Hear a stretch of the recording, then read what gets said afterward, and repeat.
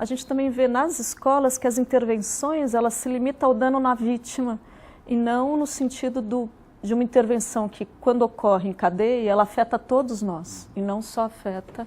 Quer ver um exemplo sobre isso? Na escola famosa, Summerhill, né? Em um livro da Helena Singer a respeito. E ela dá o seguinte exemplo. Para quem não sabe, Summerhill é uma escola onde as pessoas, digamos, decidem em assembleia, né? Alunos, professores e funcionários, não é apenas assembleias localizadas, mas assembleias gerais, as regras, as decisões da escola.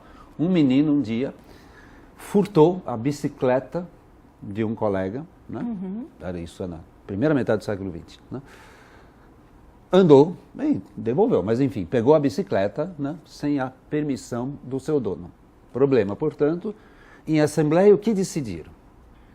Decidiram fazer uma vaquinha para comprar uma bicicleta para aquele aluno, que, mais pobre do que o seu colega proprietário, né, do objeto cobiçado, cobiçou, tá certo? Eu diria, uma excelente... Não que não pode furtar daqui para frente, logo você vai ganhar uma bicicleta, seria ser muito perverso para pensar assim. Mas sem dúvida, o fato dele ser julgado mostrou claramente que o que ele fez não estava certo. Agora, a motivação pela qual ele o fez não é maldade, não é nada. Hoje em dia, por isso que o teu exemplo me lembrou, certamente se pensaria na vítima, ressarcir o dono da bicicleta, se tivesse alguma batida, teria que ressarcir, não pensar exatamente no coletivo. Fico imaginando, esse menino ficou muito feliz de ter uma bicicleta, nunca mais furtou bicicleta de ninguém. E o procedimento fez com que olhasse as necessidades dele. Então, a ideia é muito mais a generosidade, no sentido de dar aquilo que faltava para ele, né? E não da justiça até retributiva ou punitiva, né? Eu acrescentaria mais uma coisa, é que a escola, salvo o melhor juízo, ela corre atrás, é bombeiro, né? Quando há fogo, ela se apresenta. Então, se houve roubo, ela fala de propriedade privada, se houve violência, fala de paz, se houve mentira, fala de verdade, enquanto que a moralidade é vacina, eu diria, é para se antecipar aos fatos. Olha, me desculpem muito, se existem, como dizem, em várias escolas, bullying, ou outros tipos de violência, é que faltou algo que se antecipasse a essa situação, notadamente uma situação que se sabe que pode acontecer. Então, mas esse antecipar não significa um regimento que proíba, né, que restringe essas ações, mas ao contrário. Quando anteriormente você estava falando em força de valores, ou seja, hierarquia de valores. Você está falando em hierarquia de valores, ou seja, eu quero muito a figurinha ou celular, mas me ver como alguém que é confiável, que respeita o outro, ele é mais forte do que querer pegar. Então, hierarquia de valores, de força. Mas está falando de força, está falando da identidade. Então, quando você se refere à vacina, é justamente formar identidades éticas, personalidades mais éticas, em que esses valores morais eles sejam mais fortes, não que eu não tenha os outros quereres não morais, né? Os valores não morais no sentido de querer ser popular, querer ser famoso, querer aquilo que não me pertence, mas é no sentido mesmo, eu posso ter esse querer, mas eu vou ter um outro querer que regule isso, certo? Bom, nesse sentido eu vou voltar para a questão, até para a gente pensar a escola depois. Como se aprende isso? Como é que se desenvolve isso? Olha, é complexo no sentido que há várias variáveis, me desculpe o português incorreto, né? Ou pelo menos não bonito, em jogo.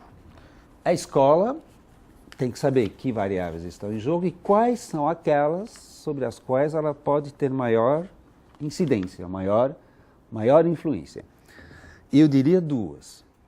Uma é, como toda atividade humana, a moralidade passa pela razão, pelo juízo, pelo intelecto. Ou seja, colocar o tema da moral em pauta de discussão, isso desde a primeira série até a pós-graduação, né? Não apenas numa determinada aula, num determinado período, num determinado ano, série. É essencial. E outra coisa são valores. Aí, evidentemente, a influência da escola sobre valores, que são investimentos afetivos, é menor, né? Porque há inúmeras outras influências. Agora, o que a escola não pode fazer, às vezes ingenuamente, é referendar valores que são exteriores a ela e colocá-los na sala de aula sem nenhuma crítica, né? Você coloca a ideia de formar identidades, né? De atuar na identidade. E quando você coloca a ideia de atuar na identidade, você diz um trabalho da escola que é vacina, que é preventivo.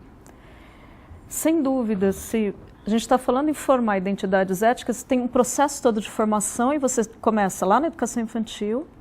E nesse processo de formação, a partir das experiências que ela vai vivendo, que ela vai interagindo, então interagiu com o furto, viu a consequência no sentido de ter conseguido a figurinha, mas que o outro falou, eu não vou confiar em você, então ela começa a ver as consequências. Ela vai interagir num mundo de regras, né, de juízo dos adultos que vão elogiar, que vão criticar. Mas, ao mesmo tempo, você também traz o elemento que eu preciso pensar na moral, discutir a moral. Então, eu vou viver a moral nas ações, eu vou discutir a moral. E você coloca a ideia do trabalho preventivo, mas também, assim, mesmo que se trabalhe preventivamente, inúmeros conflitos vão ocorrer, porque a escola é um espaço em que eu me relaciono com outro, e necessariamente os conflitos vão acontecer. Então, mesmo um trabalho preventivo na moral não garante que não vai ter bullying, que não vai, mas uma escola que tem um trabalho preventivo, e depois a gente aprofunda isso, ela talvez esteja muito mais preparada para lidar com esses outros conflitos, como você mencionou, um bullying, ou indisciplina, ou seja, qual conflito, mais preparada para usar esses momentos também, não usar nos maus sentidos, mas aproveitar esses momentos como oportunidade para trabalhar a questão dos valores. Sim, eu não diria que é a escola que tem que fazer um trabalho preventivo. Acho que a própria moral é preventiva. Entendi. Né? A própria moral é preventiva. Porque, veja bem, se eu depender da simpatia que eu tenho pela outra pessoa para tratá-la bem, e como a simpatia a rigor é algo raro, na maioria das vezes vai haver agressão. O que diz a moral? Você não simpatiza com aquela pessoa, não tem problema, mas você não pode agir desrespeitando-a. Então a moral vem justamente quando as relações são conflituosas, né? Porque quando não há conflito, não precisa de moral, né? Quando todo mundo se ama, não precisa de moral, né? Não precisa, acho que mesmo se amando. Né? Depois, mas no começo não, tá certo? Né? Depois de uns 15 dias, sim. Né? Agora, o problema é quando as pessoas não se amam. Quando há conflitos de interesse, que inclusive são legítimos e inevitáveis, né? Aí você tem que ter uma regulação, né? Princípios e regras que, bom, apesar de você não sentir amor nem saudade por aquela pessoa, o respeito é um imperativo, né?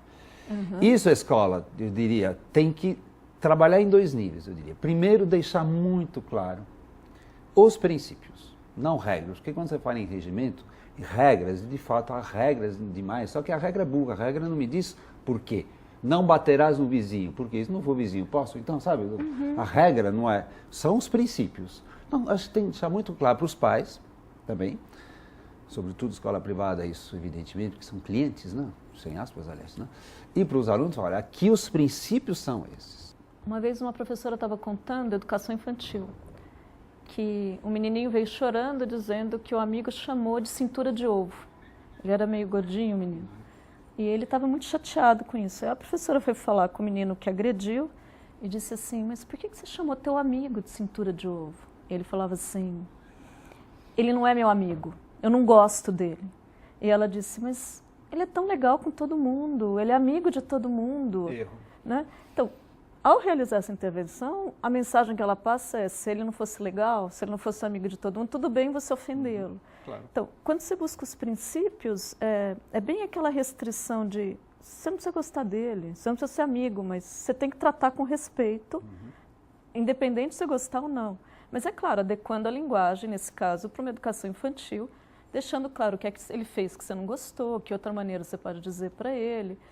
Mas a gente vê que muitas das intervenções na escola, ela é muito mais, não no sentido do princípio de que isso aqui não é negociável, mas ela é muito mais no sentido restritivo da regra, tá certo? Não pode fazer, não pode bater, e não se pensa muito no que está por trás disso.